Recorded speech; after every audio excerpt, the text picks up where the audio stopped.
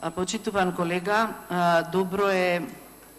да се учи од грешките другиот. Секако дека тоа е еден модел кој што е многу пожелен и навистина многу корисен.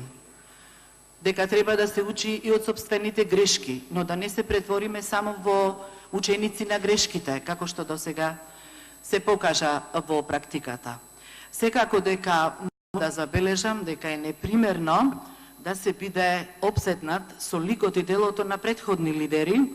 и кај нив да се бара оправдување за некаков неуспех. Мислам дека е време да настапуваме со идеи конструктивни од сите страни, бидејќи во поголема неволја економска, финансиска Република Македонија можеби никогаш не била. Никој не ги оправдува одредени слабости во минатото, но денес и вчера ние сме фокусирани на она што е избор на премиерот за предлог за министер за финансии, за кој што тој секако сноси голема одговорност, но и ние тука, како пратеници, сме должни да ги искажиме и одредени стравувања и забелешки кои ќе бидат корисни на идната министерка за финансии. Јас вчера не слушнав некој да не кажа дека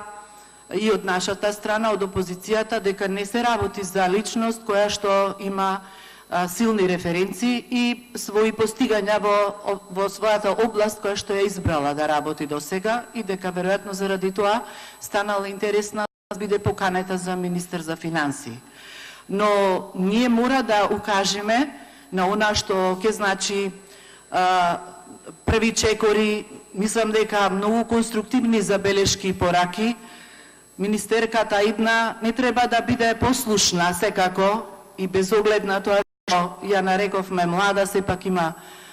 искуство и одредени признанија во својата област, да не биде послушна, но сепак да ги слуша препораките на сите оние кои што се добронамерни, за да биде успешна во сферата и да се почувствува нејзиното влијание како млада личност која што има своји идеи. Да ги слуша вработените